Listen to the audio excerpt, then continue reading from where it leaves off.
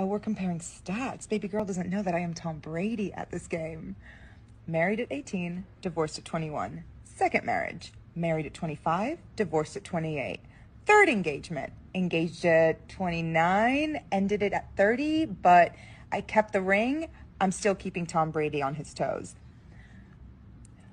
We should not be afraid to leave these men. We are not stuck with these people. Marriage is not a sanctimonious thing. It is paperwork. It's something, it's a commitment you make to someone.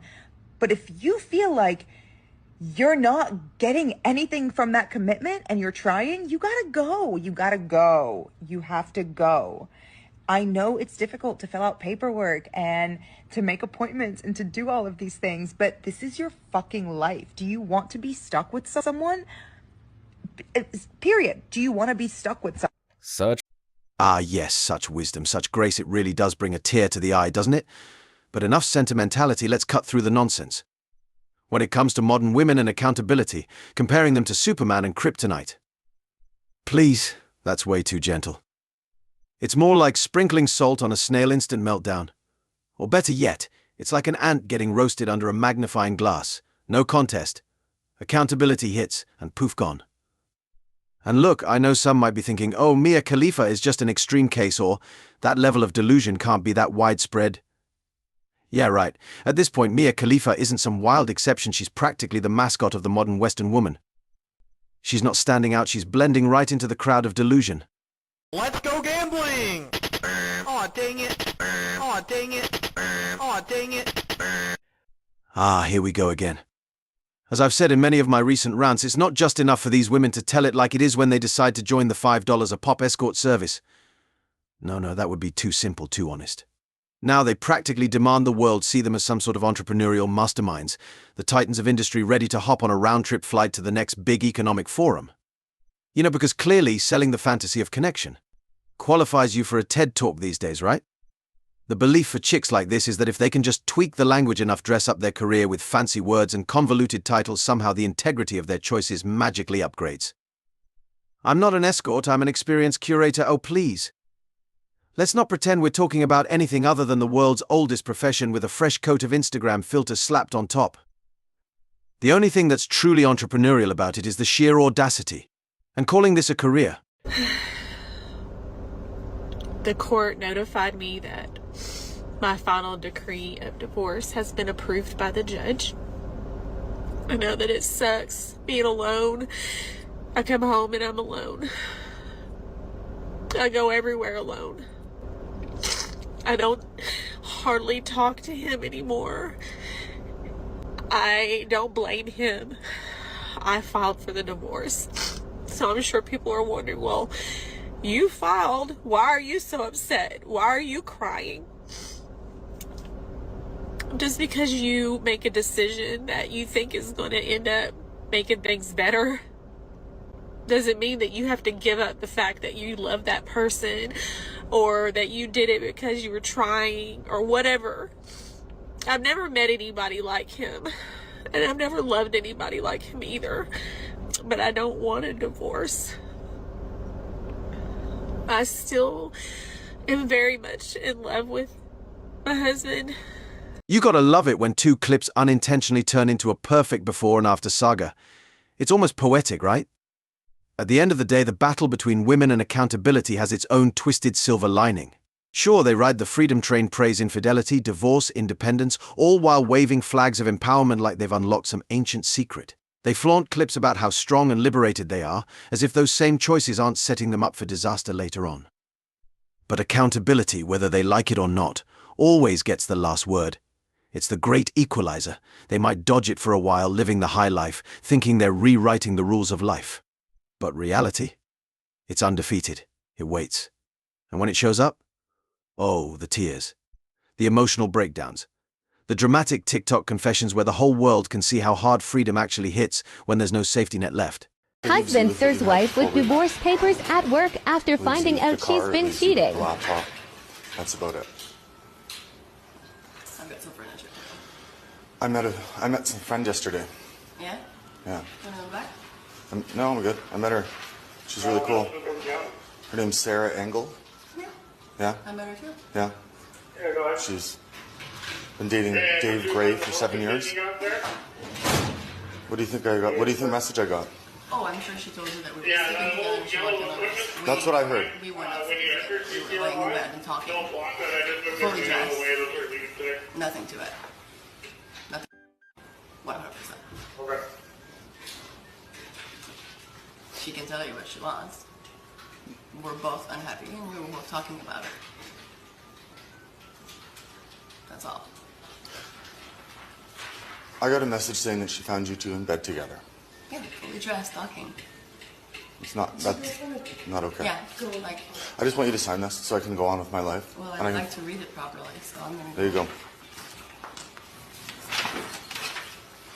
You should go for a walk. And women have the audacity to say men are the psychopaths. Let's get real.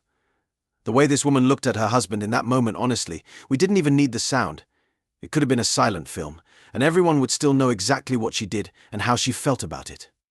The level of disdain was practically oozing off the screen, and that's not even scratching the surface of the crazy explanation she gave afterward. Even if we decided, for some twisted reason, to give her the benefit of the doubt, which would be wrong on so many levels, the idea that she genuinely believes lying in bed with another man, venting about her husband, is normal. That's next-level delusional. It's as if she expects a round of applause for her emotional honesty, sorry.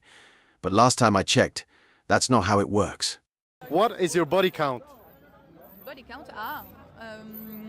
The hand, les doigts? Non, non, non. De quoi? Avec combien de personnes on a ken? Ah, this is the question. Yeah. For me 10. 20. 20. Oh. 22? Yes. 20. 20 maybe. The number is yes. Well, would you accept that body count on a man if he wants to get in a relationship with you? Is it okay if he has the same body count than you, or does it need to be like lower? No, it's okay. It's okay for the man. Yes. Even if it's 50? It's okay. So funny, guys, I nearly fell out of my chair.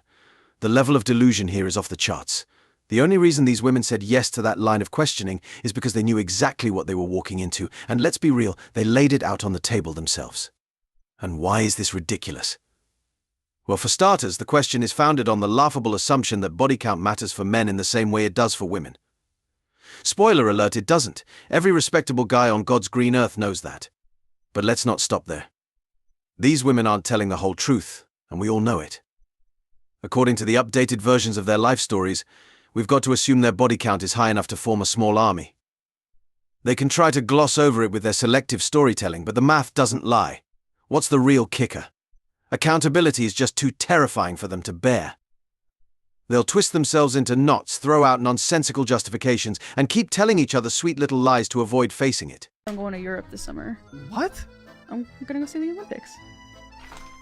What the Yeah, so you can't a lot afford of to these... live. Why are you seeing the Olympics? I don't give a if you're seeing someone carrying a thing that's on fire down a path. It's kind of too late because I already made the purchases. Oh, how much did it cost?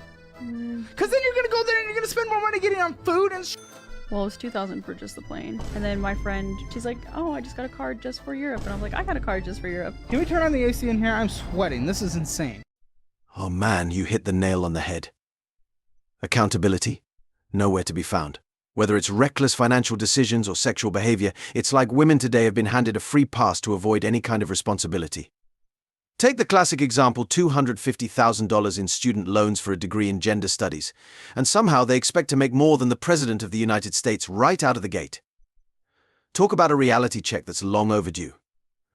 Honestly, given how things are spiraling, the President's salary seems like a generous goal to shoot for compared to the pie-in-the-sky fantasies some of these women are chasing. And the system? Oh, it's been set up perfectly for them to play this game.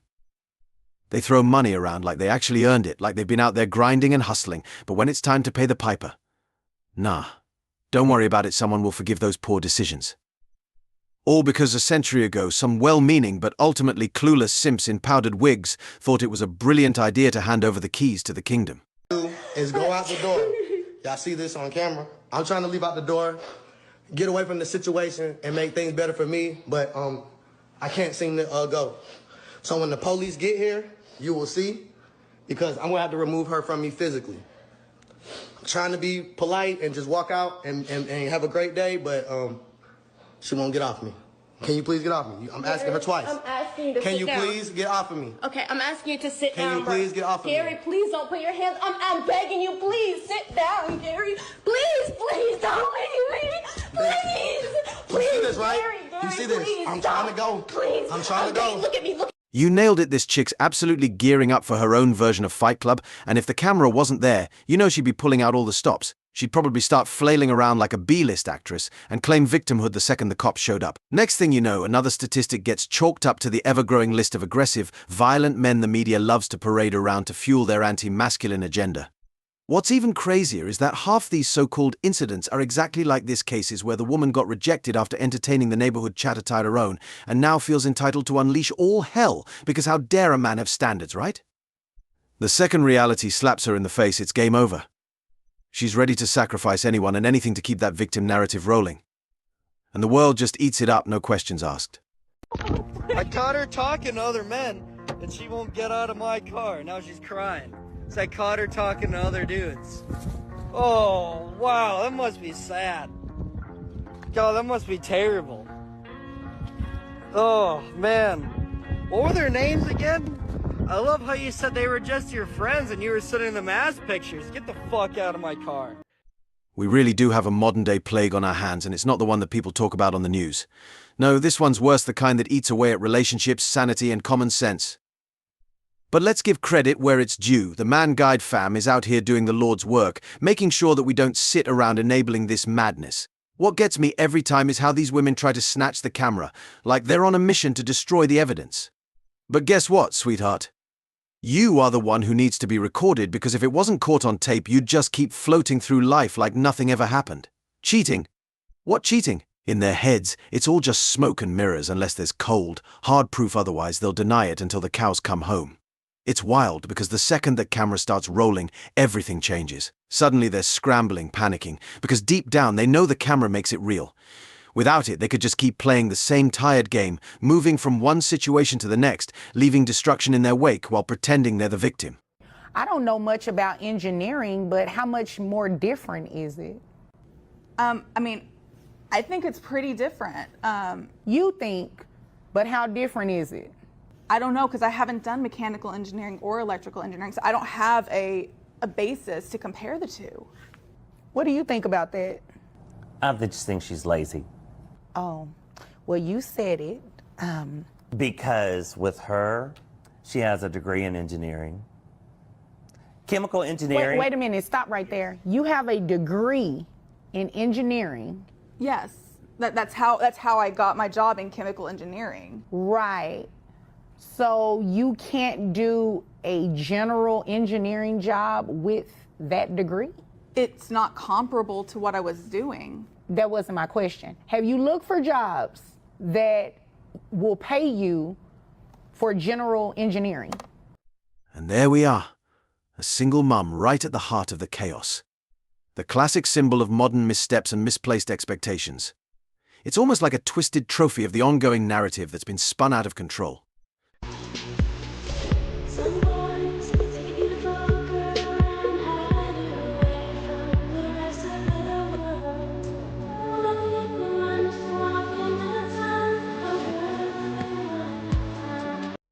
Dude, all of these women think they're Rapunzel, living in a fairy tale tower, waiting for some knight in shining armor to rescue them from their self-imposed misery. I swear it's like they're trapped in a perpetual Disney movie, only they forgot to read the script. As always, I wish you tremendous success. Now it's your turn, what do you think? Drop your thoughts in the comments below. If you found value